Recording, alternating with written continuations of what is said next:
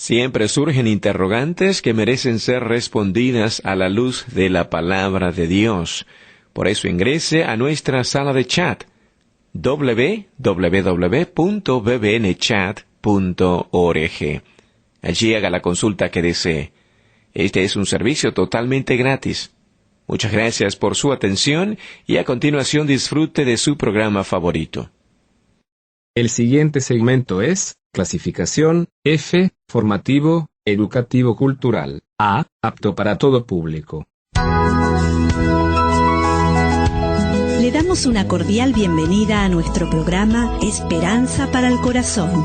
Es nuestro sincero deseo que durante los próximos minutos juntos usted pueda ser animado y equipado con las verdades de Dios para los problemas de hoy. Y ahora con nosotros nuestro maestro José Velázquez.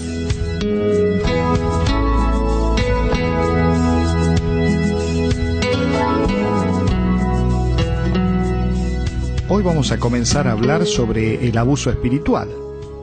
Este término es un término relativamente nuevo, pero existen algunas definiciones que vamos a tratar de mencionar para explicar cómo los líderes espirituales pueden abusar de su posición de liderazgo. Podemos decir lo siguiente: el abuso espiritual es ese maltrato de una persona de parte de alguien que ostenta un puesto de autoridad espiritual, cuya consecuencia es la disminución en la vitalidad y crecimiento espiritual de la persona. O también lo podemos definir al abuso espiritual como usar de palabras o hechos religiosos para manipular, para obtener cierta ganancia personal o lograr sus propósitos, dañando así la relación de la persona con Dios. O también podemos decir que el abuso espiritual se puede definir en términos generales como cualquier mal uso o abuso de la Biblia, donde se tuerce la verdad aunque no siempre provoque daño en la relación de la persona con Dios.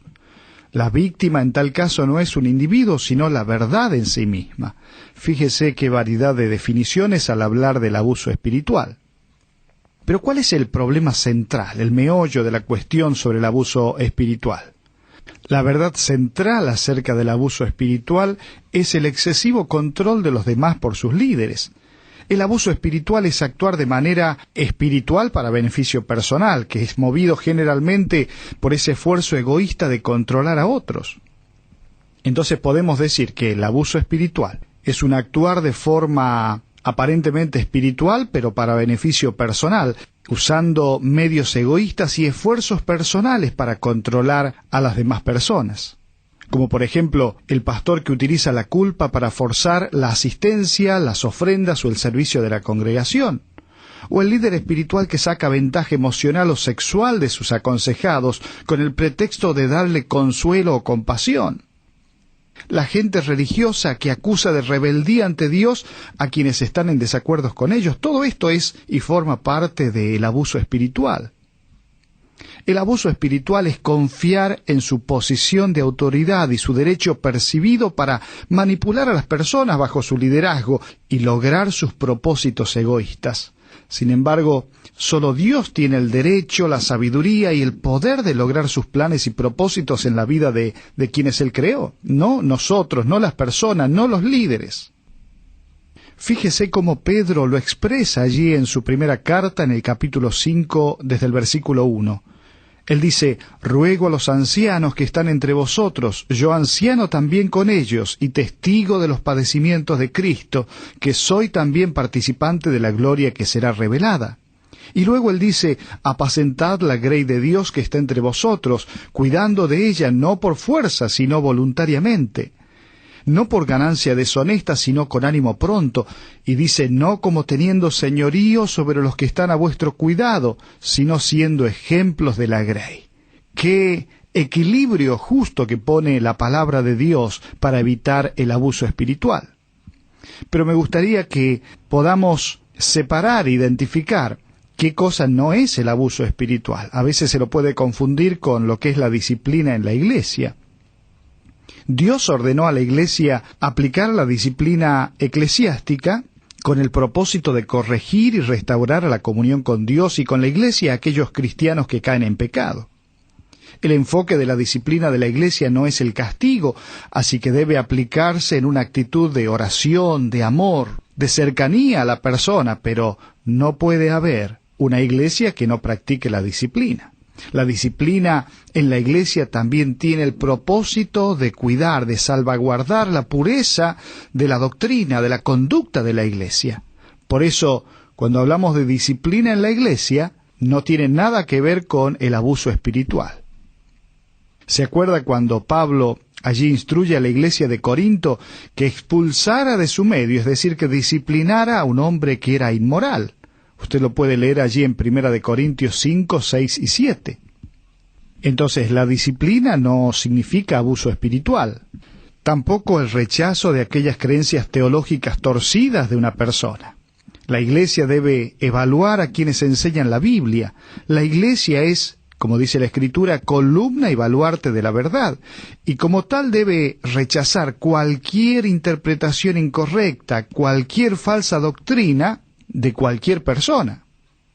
Por eso el escritor de Gálatas dice, a los cuales ni por un momento accedimos a someternos para que la verdad del Evangelio permaneciese con vosotros. Entonces, la disciplina en la iglesia no es lo mismo que abuso espiritual, ni tampoco el rechazar aquellas creencias teológicas torcidas de alguna persona o de algún grupo. En otro programa habíamos hablado sobre el legalismo, no lo vamos a tratar en esta oportunidad, pero sí es importante entender que hay ciertos tipos de personas, aun dentro de las mismas iglesias, que son legalistas y que abusan espiritualmente a los demás. Hay un adagio antiguo que dice que el poder corrompe. Por eso es importante la supervisión o el control. En muchos sentidos, personas que habían comenzado bien. ¿Se acuerda el caso de los fariseos? Ellos tenían en alta estima la ley mosaica, evitaban caer en la secularización e inflamaban el orgullo nacional a través de la manera en que enaltecían su herencia judía. Pero ellos terminaron mal. Su obsesión por cumplir la ley a cabalidad fue degenerando en su incorrecta aplicación. Las reglas se volvieron más importantes que la gente y su nacionalismo produjo un sentido de superioridad sobre los demás. Eso es exactamente lo opuesto a los requerimientos para los líderes espirituales de la Iglesia de Cristo. Recuerde lo que dice Tito 1, 7 y 8, porque es necesario que el obispo, es decir, que el líder sea irreprensible como administrador de Dios, no soberbio, no iracundo, no dado al vino, no peleador, no codicioso de ganancias deshonestas. Mire, el abuso espiritual puede ser cometido dentro de las mismas familias de grupos religiosos y controladores, ya sean padres, esposos, esposas, hijos, otros parientes, o quizás miembros de iglesias manipuladoras, y eso está presente en todo tipo de grupos religiosos. Pueden ser pastores, sacerdotes, obispos, misioneros, evangelistas, pueden ser maestros de la Biblia, mentores, discipuladores, pueden ser miembros del coro o aún líderes de alabanza. Pueden ser terapeutas, consejeros. Algunos grupos religiosos no practican el abuso espiritual, otros abusan de la gente en algunas ocasiones y otros abusan grandemente de los demás. La gente vulnerable al abuso espiritual continuo pertenece a grupos donde el poder está concentrado en altas esferas de autoridad y someten a los miembros normales a sus propias leyes. Por lo tanto, la estructura de la organización religiosa es de vital importancia cuando se trata de identificar un caso probable de abuso espiritual. El apóstol Pedro refleja humildad de corazón, que es imprescindible para todo líder espiritual, y como ya leímos hace unos minutos, él habla y dice, yo como anciano estoy entre los demás ancianos, apacentando, cuidando, no por fuerza. Fíjese qué ejemplo de un liderazgo que evita el abuso espiritual. Algunas de las descripciones de aquellos líderes espirituales que abusan de otros son personas autoritarias, es decir, hacen implicaciones de que Dios se comunica con su pueblo solamente a través de la jerarquía del poder. Aseguran que Dios mismo los estableció como líderes. Se jactan de que ellos hablan en nombre de Dios y esperan el apoyo y la obediencia de sus seguidores. Mire, el Señor allí, hablando a los fariseos, le dijo en Mateo 23:12, porque el que se enaltece será humillado, y el que se humilla será enaltecido. Pero además de ser autoritarios, podemos decir que se interesan mucho por su imagen. Este tipo de personas que son líderes espirituales que abusan de otros, están siempre pensando en su imagen de perfecta justicia. Cambian su historia personal presumiendo una relación especial con Dios. Aún minimizan o cubren sus errores, sus defectos de carácter. Por eso el Señor le dice también allí a los fariseos en el versículo 27, «Ay de vosotros, escribas y fariseos hipócritas, porque sois semejantes a sepulcros blanqueados, que por fuera la verdad se muestran hermosos, mas por dentro están llenos de huesos de muerto y de toda inmundicia». Qué palabras firmes y duras, confrontativas del Señor contra ciertos líderes espirituales que abusaban de las personas. Pero también podemos decir que este tipo de personas sofocan cualquier brote de quejas, es decir, los líderes que ejercen abuso espiritual toman todas las decisiones y solo informan de ellas a los miembros. Sostienen que todo aquel que cuestiona cualquier cosa acerca de la organización está en un abierto desafío a la autoridad de Dios. Suprimen también el pensamiento individual, diciendo que tales personas levantan dudas acerca de Dios. Mire, la Escritura es tan clara cuando el mismo escritor a los Hebreos en el capítulo 4, versículo 16 dice, «Acerquémonos, ¿quiénes? Todos los creyentes, confiadamente al trono de la gracia, para alcanzar misericordia y hallar gracia para el oportuno socorro». En cambio, los líderes espirituales que abusan sofocan cualquier tipo de cuestionamiento o pedido de rendición de cuenta. Además, son perfeccionistas, ya que demandan una obediencia ciega, condenan los fracasos de cualquier tipo o magnitud y aún promueven el orgullo, el elitismo y la arrogancia. No en vano Proverbios 16:18 dice, «Antes del quebrantamiento es la soberbia, y antes de la caída la altivez de espíritu». Además, los líderes espirituales que abusan son personas, podríamos decir, desequilibradas, es decir, presumen de su forma especial de ser para afirmar y validar que gozan de una relación especial con Dios. Ponen énfasis excesivo en los detalles, aplican la ley bíblica al extremo. Además, son personas persuasivas, que usan cualquier tipo de táctica para que sus seguidores hagan a un lado la lógica y obedezcan lo que exigen de ellos. Además, demandan sumisión total, diciendo que los mensajes que reciben provienen directamente de Dios. Mire, tenga cuidado. Si usted está siendo guiado por una persona que piensa que Dios le habla a él y usted no puede decir nada, aún tenga cuidado de aquellos que dicen a sus seguidores y se presentan como los únicos que pueden interpretar correctamente la palabra de Dios a su pueblo. Además de persuasivos, son personas amenazadoras. A menudo amenazan a los miembros con castigos o excomulgarlos para lograr sus fines. Asustan a los demás con la condenación eterna para mantener sumisos. O le dice a la persona, si se va de esa iglesia, de ese grupo, va a recibir castigo de Dios, le va a ir todo mal. Son amenazadores. Y aún van prediciendo la ruina económica o una enfermedad física grave para garantizar su obediencia total. Por eso Ezequiel 34 dice, hablando el mismo Señor, «Ay de los pastores de Israel que se apacientan a sí mismos, ¿no apacientan los pastores a los rebaños? Coméis la grosura y os vestís de la lana, la engordada degolláis, mas no apacentáis a las ovejas». Qué palabras duras de Dios, pero reales. Además, las personas que ejercen un abuso espiritual son personas que aterrorizan a sus miembros, es decir, les colocan en su mente, le inculcan en sus corazones y en sus pensamientos temor, vergüenza, dudas de sí mismos, aún confusión en su identidad y una culpabilidad tremenda.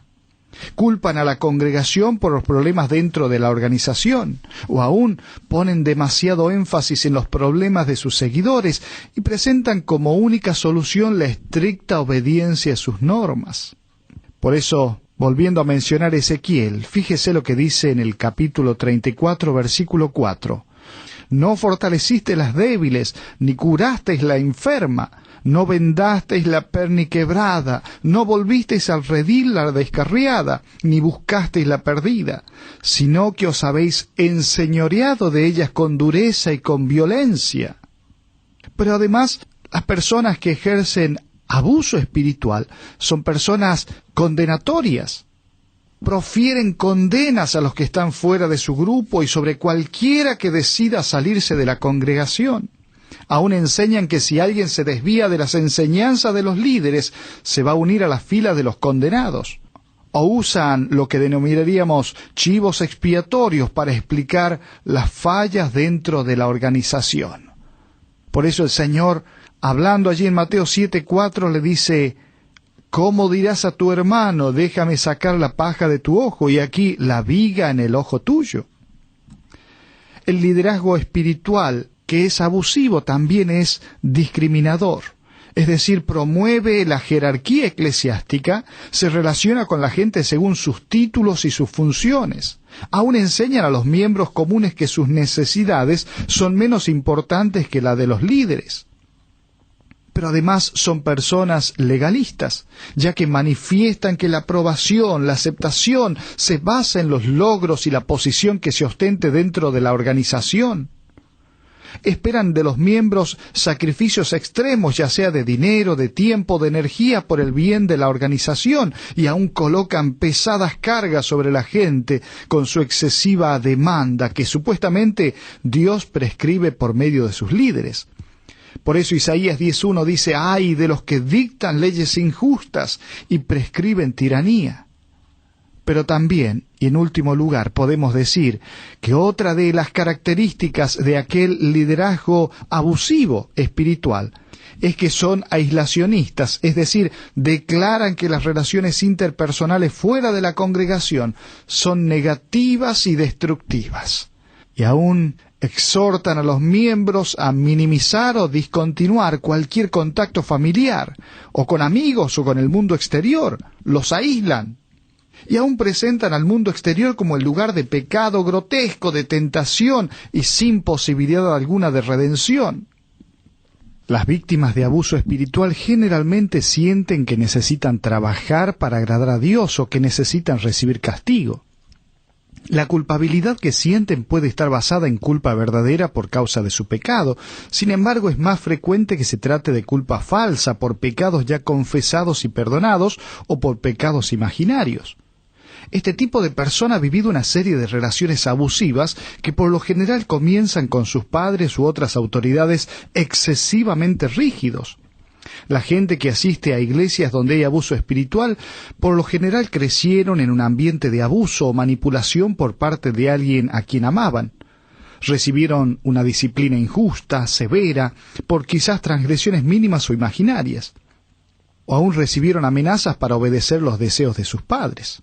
Fueron ignorados o tuvieron un apego enfermizo con uno o los dos padres. Se les ignoró, se les hizo sentir insignificantes, se les hizo responsables de llenar las necesidades emocionales de sus padres. Quizás se les avergonzó y minimizó frecuentemente, se les puede haber humillado frente a los demás y se les hizo sentir que eran malos, se les dieron apodos degradantes, fueron objetos quizás de constantes críticas o pueden provenir de hogares demandantes. Perciben a Dios como un tirano que demanda normas imposibles de lograr.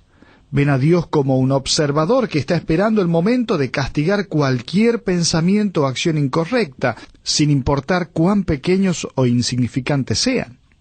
Están obsesionados con quien tiene la culpa, se centran constantemente en sus faltas, en sus fracasos, viven con el sentimiento de autorreproche y lamento. Son personas incapaces de aceptar la gracia y el perdón de Dios. Y viven impulsados por una urgente necesidad de sufrir y pagar por sus malos hechos. En definitiva, tienen una baja autoestima. Están convencidos de que poseen poco o ningún valor, se sienten inferiores a los demás y que no merecen nada. Este tipo de características genera un caldo de cultivo especial para ser abusado espiritualmente. Si ha descubierto que usted forma parte de una relación de abuso, puede estar seguro de que ciertas situaciones lo orillaron a ello y lo han mantenido así. Será de gran ayuda descubrir cuáles son esas situaciones y está luchando por salir de esa relación y ser libre. Por eso me gustaría que pueda hacerse algunas preguntas para que pueda pensar. Por un lado, ¿teme pedir cuentas a las autoridades espirituales? ¿Teme hacer preguntas en la iglesia? ¿Teme leer la Biblia por sí mismo? ¿Siente que necesita obedecer una lista de reglas no escritas? ¿Se ha vuelto muy criticón? ¿Siente demasiada culpa? ¿Siente miedo a tomar decisiones por sí mismo? ¿Siente culpa solo de pensar en irse de la iglesia donde está? ¿Tiene la tentación de regresar a esa iglesia donde se practica el abuso? Bueno, si usted ha estado viviendo esta situación, necesita recuperarse del abuso espiritual. Recuerde que Jesucristo es el buen pastor su vida da por las ovejas, y Él desea sanarle, ayudarle a pararse bien y a ver las cosas como Él las ve. Por eso usted necesita recuperarse. Y para ello necesita reconocer que estuvo involucrado en una situación de abuso espiritual. Admitir ante sí mismo, ante Dios y ante alguien más que lo engañaron espiritualmente, que lo lastimaron profundamente, es muy importante. Admitir que estuvo dispuesto a creer las mentiras que le dijeron. Admitir su responsabilidad personal por propagar tales mentiras entre los demás sin haber comprobado su veracidad. Pero además de admitir, necesita ejercer la libertad que tiene en Cristo. Esto es renunciar a la esclavitud de las mentiras que conlleva el abuso espiritual, a renunciar a la excesiva lealtad a un líder espiritual o a la iglesia y aceptar a Jesús como su cabeza y su líder espiritual, a renunciar a aquellas leyes bajo las cuales ha vivido y aceptar al único que nos ha librado de la ley, esto es a Jesucristo. Pero también, ejerciendo esa libertad que tenemos en Cristo, es importante decidirse a corregir los conceptos que tenemos en cuanto a Dios, a estudiar la Biblia por uno mismo, a aprender del carácter de Dios, a conocerle a Él en toda su extensión. Pero también es importante unirse a otros cristianos y establecer relaciones saludables con ellos, no de relaciones enfermizas como cuando uno está preso de el abuso espiritual. Es importante reconocer que su temor y desconfianza de los cristianos genuinos se basa en la situación de abuso que ha vivido. Deje de juzgar a los demás por el pecado de unos cuantos. Reconozca que Dios lo creó para tener comunión con otros, que son hijos suyos, en medio de todas sus imperfecciones, pero con un deseo de agradar a Dios. Y Él los va a usar para llenarlos de amor, de cariño, de sanidad para su corazón. Reconozca que Dios quiere usarlo para consolar a otras personas que pueden haber experimentado o estar experimentando experiencias de abuso espiritual. Por eso el apóstol Pablo dice: bendito sea el Dios y Padre, el cual nos consuela en todas nuestras tribulaciones, para que podamos también nosotros consolar a los que están en cualquier tribulación, ser instrumentos de bendición. Mirando todo esto, preséntese delante del Señor, dígale sus dudas, sus más profundas dudas, sus heridas, sus temores, sus deseos más íntimos en el corazón. Dígale al Señor que siente culpa y enojo por haber sido víctima del engaño. Dígale al Señor cómo se siente por haber sido usado para satisfacer el hambre insaciable de poder y posición de otra persona.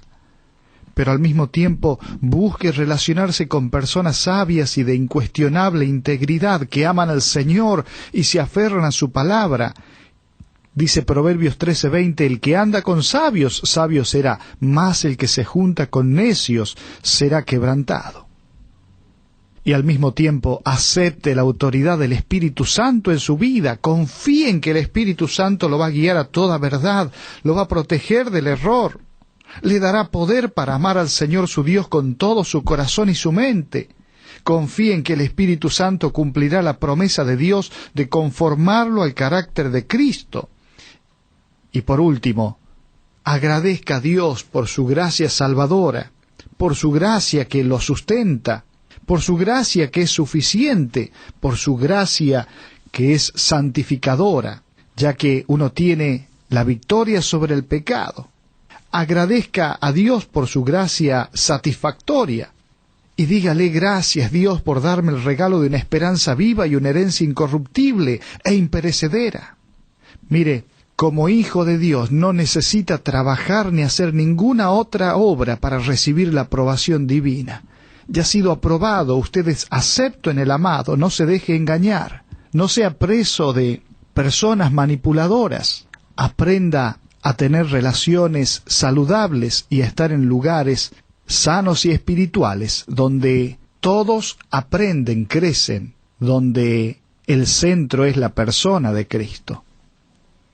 Y si usted tiene todavía su corazón dolido, necesita ir delante del Señor y aún buscar algún consejero cristiano que pueda ayudarle a sanar esas heridas, de tal manera que pueda ver la vida cristiana de otra forma. Pero también quiero animar a aquellas personas que se escandalizaron yendo a lugares opresivos y se da cuenta que en realidad ese no es el mensaje de Dios, ni el carácter de Dios, ni la persona de Dios. Y hoy se da cuenta que en su búsqueda de una relación con Dios y las malas experiencias vividas en lugares donde fue, llega al convencimiento de que no conoce a Dios, que necesita tener un encuentro con Él, que necesita que Jesucristo le limpie sus pecados, que necesita conocer de la santidad de Dios, de la justicia de Dios, pero también del amor de Dios.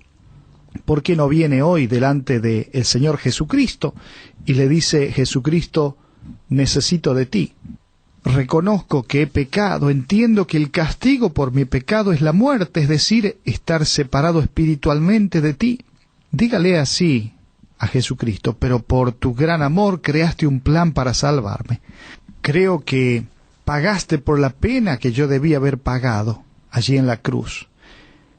Jesús, gracias por morir en la cruz por mis pecados, por haber sufrido en mi lugar. Y en este momento te pido que entres a mi vida para ser mi Salvador, mi dueño, mi Dios. Que tomes el control de mi vida y haz de mí la persona que tú quieres que yo sea. Gracias por tu amor incondicional y gracias por tu misericordia. En tu santo nombre. Amén. Este es un tiempo maravilloso en el cual usted deja de lado todas aquellas malas experiencias religiosas de abuso espiritual y tiene en primer lugar un encuentro con el amoroso pastor que le ama, pero al mismo tiempo que ha provisto una salvación para usted. Si usted desea comunicarse en cuanto a este tema, lo puede hacer al programa. Que Dios le bendiga.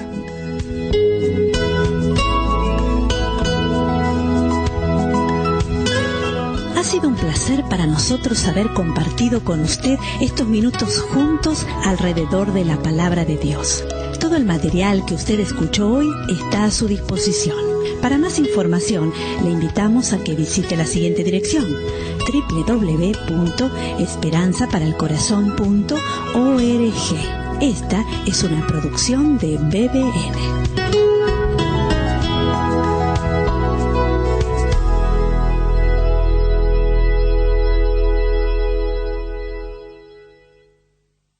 Ingrese a nuestra sala de chat para hacer la consulta espiritual que desee.